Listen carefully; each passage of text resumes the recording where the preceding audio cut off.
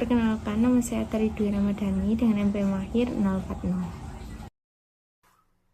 Perkenalkan, saya Theolina Angelika Ritonang dengan NPM akhir 188. Perkenalkan, nama saya Naura Tirta Nugraha dengan NPM 240 130 10194. Saya Naila Silvi Nurdiana dengan NPM akhir 289. Perkenalkan, nama saya Takesha Praningrum Prakoso dengan NPM akhir 271.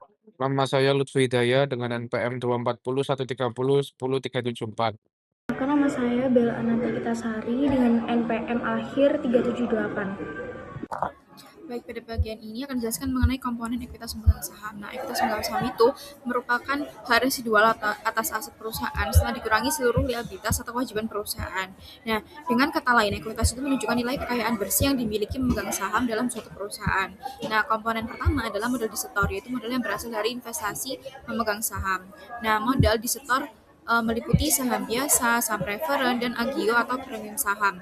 Nah, saham biasa itu memberikan hak suara kepada pemegang saham. Sedangkan saham preferen itu biasanya memiliki hak prioritas dalam bagian dividen. Agio saham muncul ketika saham dijual di atas nilai nominalnya. Komponen kedua adalah saldo laba atau retained earnings. Nah, saldo laba itu merupakan laba perusahaan yang tidak dibagikan sebagai dividen, tetapi disimpan untuk pengembangan usaha, investasi, atau kebutuhan operasional perusahaan di masa depan.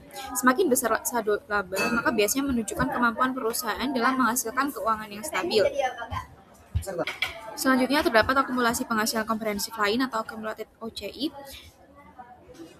Nah, itu komponen yang berisi keuntungan atau kerugian yang belum diakui dalam laba rugi, misalnya selisih kurs atau perubahan nilai investasi tertentu. Kemudian ada juga saham treasury, yaitu saham perusahaan yang telah dibeli kembali oleh perusahaan dari pemegang saham. Nah, saham ini tuh biasanya digunakan untuk menjaga stabilitas harga saham atau diberikan kembali kepada karyawan di masa mendatang. Nah, terakhir dapat kepentingan non-pengendali atau NCI, yaitu bagian kepemilikan pihak lain pada anak perusahaan yang tidak sepenuhnya dimiliki oleh perusahaan induk. Nah, klasifikasi komponen ekuitas ini itu penting karena apa? Karena dapat membantu pengguna laporan keuangan itu memahami kondisi keuangan perusahaan. Nah, kemampuan perusahaan dalam membayar dividen serta bagaimana perusahaan mengelola modal yang dimiliki.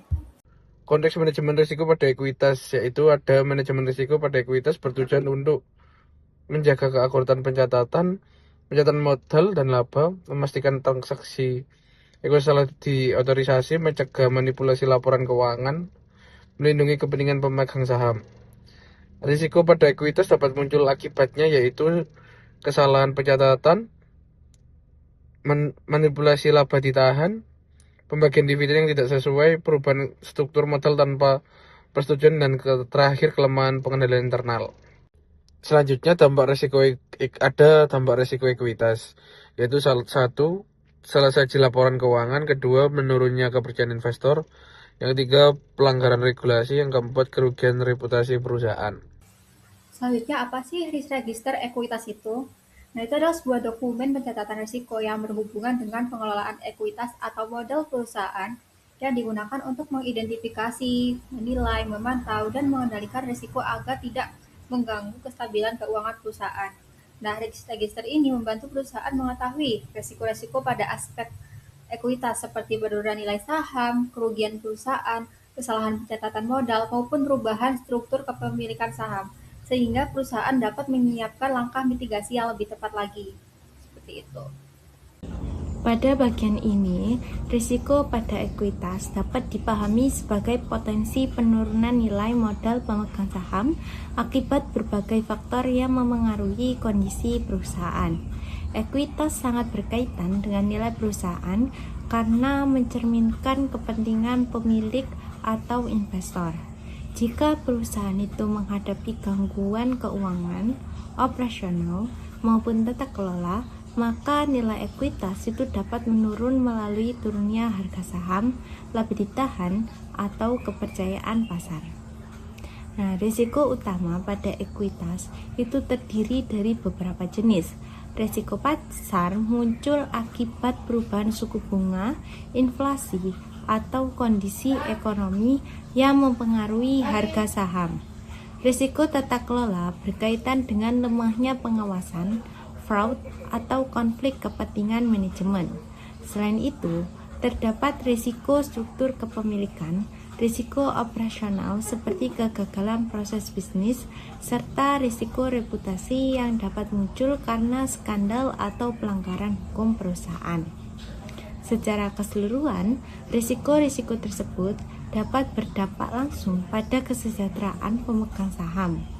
Penurunan harga saham, berkurangnya profitabilitas, dan menurunnya kepercayaan investor menjadi indikator bahwasanya risiko ekuitas perlu diidentifikasi sejak awal agar perusahaan mampu menjaga stabilitas dan keberlanjutan usahanya. Selanjutnya ialah proses identifikasi dan mitigasi risiko ekuitas. Identifikasi risiko ekuitas itu dilakukan melalui analisis internal dan eksternal perusahaan. Analisis internal itu mencakup evaluasi struktur modal, profitabilitas, kebijakan dividen, serta kualitas tata kelola perusahaan. Sementara itu, analisis eksternal berfokus pada kondisi pasar, regulasi pemerintah, persaingan industri, serta perubahan ekonomi global yang dapat memengaruhi nilai perusahaan. Nah, untuk mendukung proses identifikasi, perusahaan itu dapat menggunakan berbagai alat seperti SWOT analysis, risk register, skenario analysis, dan value at risk atau VAR. Selain itu, indikator keuangan seperti return on equity (ROE), earning per share (EPS), debt to equity ratio, dan price to book value juga penting digunakan untuk mengukur tingkat risiko terhadap ekuitas. Mitigasi risiko itu dilakukan melalui penerapan Good Corporate Governance atau yang disebut dengan GCG, seperti transparansi laporan keuangan, keberadaan komisaris independen, komite audit, serta sistem pengendalian internal yang efektif. Dengan tata kelola yang baik, perusahaan itu dapat meminimalkan risiko, melindungi nilai ekuitas, dan meningkatkan kepercayaan investor secara keberlanjutan. Lalu yang selanjutnya adalah mitigasi risiko ekuitas. Jadi mitigasi risiko ekuitas ini bukan bertujuan untuk menghilangkan risiko sepenuhnya, melainkan untuk mengidentifikasi dan mengendalikan dampak ketidakpastian hingga level yang dapat diterima atau risk appetite oleh sebuah organisasi.